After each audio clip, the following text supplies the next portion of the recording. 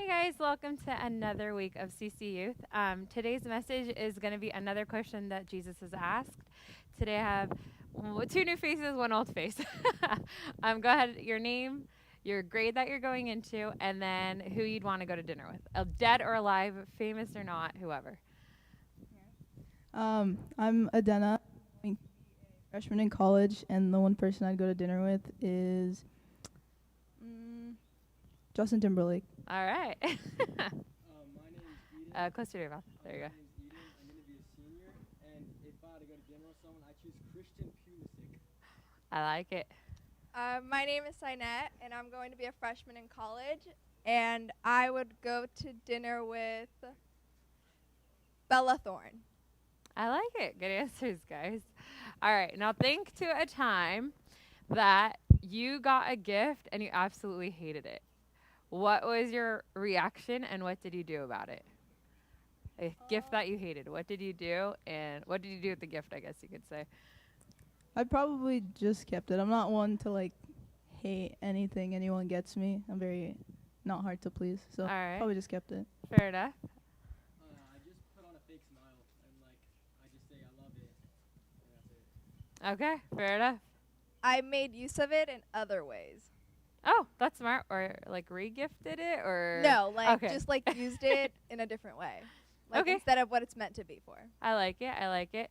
All right. Next question is, have you guys given someone a gift and you realized that they hated it? What did you do when you realized that they hated it? I mean, I'm sure we've all been there and done that, right? You thought you were getting someone a great gift, and then you realized you got them something they weren't ecstatic about. How did you feel when that happened? Or I've never let that happen because that is the worst possible feeling. I just ask them what they want. And okay, they get so it. you ask them what they want. I like that. Go for it. I don't think I've ever actually seen somebody open a gift I gave them, so I don't really have an answer to that. Okay, that's a true scenario. I've also never given a bad gift because I've just asked them what they wanted. Okay, there you go. So you asked too. I like it. All right, last question of the three is,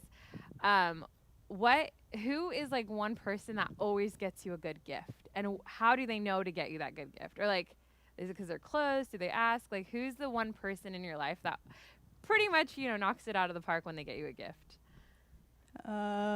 Definitely my uncle.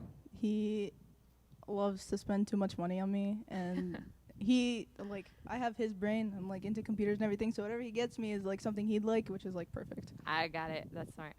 My dad gets me my best gifts, because usually I tell him what to get me, and for Christmas and stuff. So he knows exactly what it is. My mom, because she just knows me really well, so she knows exactly what I want and what I don't want. Okay. Awesome. So keep in mind this whole gift idea, all right? Let's go into the passage. We're reading from Mark 10 today, and it's verses 46 through 52. I already told you guys what to read, so go ahead and do your thing. Okay, starting with 46. Then they came to Jericho. As Jesus and his disciples, together with a large crowd, were leaving the city, a blind man. Bartimaeus? I don't know. Sure. Which was means- sitting by the roadside begging. When he heard that it was Jesus of Nazareth, he began to shout, "Jesus, Son of David, have mercy on me." Many rebunked him and told him to be quiet, but he shouted all the more, "Son of David, have mercy on me." Jesus stopped him and said, "Call him." So they called to the blind man, "Cheer up, on your feet, he's calling you." Throwing his cloak aside, he jumped to his feet and came to Jesus. What do you want me to do for you? Jesus asked him. The blind man said, "Rabbi, I want to see." "Go," said Jesus. "Your faith has healed you." Immediately, he received his sight and followed Jesus along the road. Awesome. So it's a blind man in the street, right? Imagine, you're in that crowd. Why do you think people are hushing him? What is it? Imagine you're trying to see Jesus and there's a blind man screaming behind you. Why do you think people, not you, but why would people be telling him dude, shut up or stop talking or stop it, cut it out? Why? Why? I feel like they're oh, you're being selfish, let other people have a chance or something like that. Okay. People might assume that the blind man doesn't know what's going on because he can't see. Yeah, fair enough. They think that he just is embarrassed in a sense by it. About calling Jesus out? Yeah. Fair enough. Have you guys ever been in that position in your life where you feel like you need to talk to someone but no one's actually listening to you or hearing you out? Maybe you've been in a mood, or maybe you're in a situation and you feel like you're trying to reach out to someone and they're not really listening, or in general you might not have anyone to reach out to? Have you been in like that scenario? Yeah, plenty of times when you're like trying to rant and people are sending you like dry text messages, like, okay, never mind, I just won't. Yeah, true. Yeah, sometimes I try talking to my mom and she just ignores my messages or whatever. Fair enough. Yeah, it's happened, but it's mostly like I'm the one that kind of caused it for them to be in a way not wanting to respond to me or Pretty something. much standing off. I like it. So we know for a fact that Jesus knows everything, right? He's God. So he already knew that man was probably there. But like the previous weeks we learned, the first week we saw that Jesus asked a man his name. And then we realized it's to build a relationship with him. And then last week we learned that he told a guy, get rid of everything and follow me. And it wasn't to literally go throw away your phones and laptops. But what he was saying was don't prioritize those, prioritize me. So why do you think he asked a blind man, what do you need? What are your thoughts behind that? Because he knows he's blind. And some people you can tell they're blind, right? Because their eyes are fully like white. So looking at him, already knowing he's blind, why do you think he asked him? Okay, start that. Why do you think Jesus asked him what he wants from him? Because maybe it's more than just wanting his sight back. Yeah. It could be something more important to him in a sense than his eyes. Maybe he could live off without them. Yeah, And he fair needs enough. something more. Okay, that's great. Maybe the man has an important message and the people around him can like learn it from it.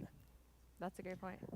I feel like if you go up to someone and say you're like, what's wrong, and then they're like, oh, you should already know, is kind of like how, like, in a sense, it's like, how am I supposed to know? Like, I'd rather you, like, I don't know how to explain it. Is it more like the emotion behind it, or Sort of. It's like if I go up to my friend with something okay? and I'm like, I have a problem, they're like, what is it? As if they don't already know.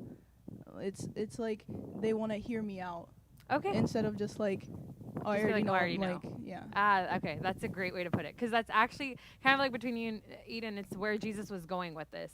So we see that Jesus is asking him, "What is it you need?" It's because he's being thoughtful. Jesus could be like, "Yeah, okay, sure, go, like, bye." But at the end of the at the end of the reading, it says, it says, immediately he received his sight and followed Jesus along the road. Do you think he would have followed Jesus if Jesus like, cool, peace out? Like he would have had no relationship with him.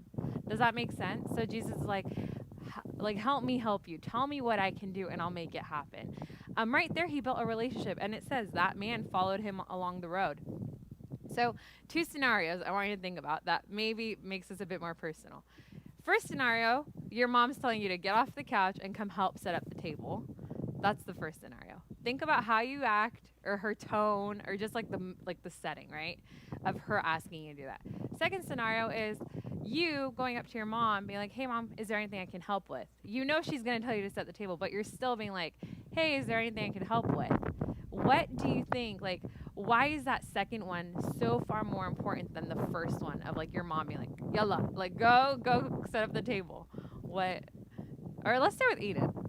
In the second scenario, you're more thoughtful and your mom knows that you're thinking about what like she wants you to do. Yeah, absolutely. Go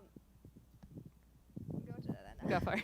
Okay, so I think now kids are more like so into what they're doing that they forget like there's a whole life going on around them. So Yeah. so like some parents have to like force their kids to come help them versus like someone going up and asking if they need help. For like on their own. Yeah. I feel like kids don't realize that some parents actually need the help rather than them just asking. Like they actually need the help, so they just don't want to do it because they're busy with themselves. So they assume that they're not going to need help, like they're the mother or they're the father, so they can do it regardless. And then, but what about when you ask? How does that change it? Or when the child asks? I feel like they feel thrilled that Okay. someone asked. Yeah. Like they need help, like even though they might not, but they still say like, yeah, I need the help. Yeah, that's actually a great point. I never, when I was kind of going through this message, I didn't think about thrilled. But now that you say that, I guess when Jesus asks this man, how can I help you? Imagine how stoked he was. He just, because he's probably blind, so he doesn't realize Jesus is coming towards him or whatever. So imagine he hears Jesus saying, yeah, how can I help you? Imagine how excited he would be. Like, we're reading this, we're like, duh, he doesn't want to be blind. But imagine if you're in his shoes, he's probably like, he says, Rabbi, this I just want to see. It took 2 seconds and it happened. So what this message says to us is that Jesus is a thoughtful Jesus. He's a relationship Jesus. He's a Jesus that wants to be above anything else, your phones, your friends, your family. And also he's trying to be thoughtful. And I think sometimes it's hard for us to remember that. We also need to remember that when we ask for things, it's not just like, Lord, I want this, this, this. It's actually a relationship. He's not a genie, right? 3 wishes and it's done. He wants you to go thoughtfully to him. And back then, Jesus was walking the earth with them. So he was face to face saying, hey, what can I do for you? But even though we don't see Jesus physically here on earth, he is still here with us, right? So when you guys are going through whatever it is you're going through, Jesus is there asking, hey, what can I do? But it's hard for us to remember because we don't actually see him, and he's not standing in front of us saying, what can I do? So this is a great passage for us to realize that God is trying to build that relationship with us. And whatever it is that you're trying to pray about, don't think it's you just trying to pray like, God, I want this, or God, I want that. It's actually you guys telling Jesus that, hey, I know you're checking in on me, and this is what I want. Or, hey, I know that, I'm having trouble in school, and you want to know how you can help me. This is how you can help me. Give me the knowledge. Give me the friends to study with. Give me the right notes. So when you guys pray, don't think it's just you going to God. He's meeting you, and he's asking you, how can I help you today? Or, hey, how's it going? Hey, is life okay? Hey, are you and your girlfriend okay? Hey, are you and your boyfriend okay? So think about these things when you're praying. It's not just, a list that you're reading off to him. Another thing I wanted to say was, in verse 52, when he says that the man leaped and followed Jesus, when you guys are this thoughtful towards others, like I said, asking your mom how you can help her, or asking maybe your brother and sister, how can you help them? You're being thoughtful. You're not just seeing they're struggling and doing something. You're actually asking. Try to incorporate that into this week and see how you guys can be thoughtful, because your kindness is going to let someone else know that you're a Christian, right? And then they're going to, kind of like how this man followed Jesus down the road, this person might follow you down the road of life and maybe go to you as someone they can lean on, or someone they can go to for prayer. And it doesn't have to be like you texting someone, hey, can I help you take out the trash? No, just text someone and be like, hey, how are you doing? And maybe that's how you help them, is just by being there to hear. When I said you guys are given gifts, Jesus has given us so many opportunities for gifts in our lives, and sometimes we just pass them up, right? Sometimes your brother, you all have brothers, sometimes your brothers might be struggling with homework, and you see the opportunity to help them, but you're like, I'd rather not. So you walk away. But you're smarter because you're older, so you probably know more than they do. So right there, you're giving up the thoughtful opportunity to help them. And just think about that in life in general. What gift have you gotten? Eden, you're an athlete, right? So if you see someone on the Frosh team suffering or struggling, instead of being like, he sucks, you could probably walk over and help him, right? Does that make sense? Or I don't know if you could think of another scenario, but or done it basketball, sign at your fashion, right? So if you see someone like me who's struggling with their fashion, you could offer to take me out to shop. I'll pay, but you could offer, suggestions. I will not be offended. But these are gifts that you guys have. And I mean, you might be smart, you might be great at cleaning, but there's so many gifts that you have. And rather than turning them back to God, being like, it's not that great of a gift, use it, whatever it is. Like I said, your athleticism, go help, coach someone, come help coach with me in a Adena, You guys have so many gifts. And if you just keep throwing them aside, God might be like, you know what, you don't need that gift anymore. So take advantage of it. Be thoughtful. And this week, I want to challenge you guys. Reach out to just 3 people. It can be someone at home. It can be people you text. I don't know if you guys are hanging out with anyone during COVID, but if you are, you guys could even talk to them during COVID. Be like, hey, how can I help you this week? Or, hey, how are you doing? And genuinely be like, how are you doing? Because that thoughtfulness behind it is going to touch them. And it's going to make an impact on their life that they might need right now, and you don't know it. But that way, maybe you can help them, lead them to Christ. Maybe they're already Christians, and you can remind them, hey, look, God's got your back. I'm going through a lot right now personally, and if I didn't have that solid group of, friends in my life, I would have, forgotten that I have God to fall back on. And it's their gifts that are pulling me back to God, not back to God, but reminding me to look at God and just, pray to him about what it is that I need.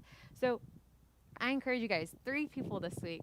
Just reach out to them, see how you can be a help in their lives, and be thoughtful about it. Don't just be like, Jasmine's making me do this. Like, actually be thoughtful and genuine in it. And I do want to hear back. So I'll check in maybe like Saturday and see if you guys actually got to reach out to anyone and how that went. I will also wrap it up with,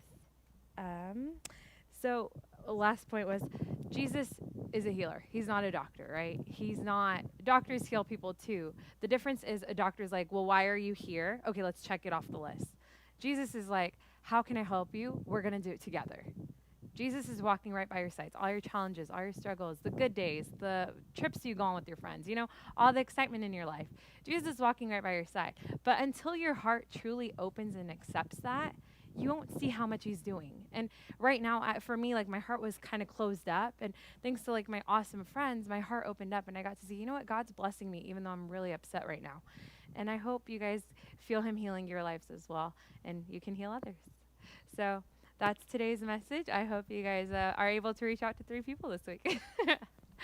All right. Have a good rest of the week, everyone. Thank you.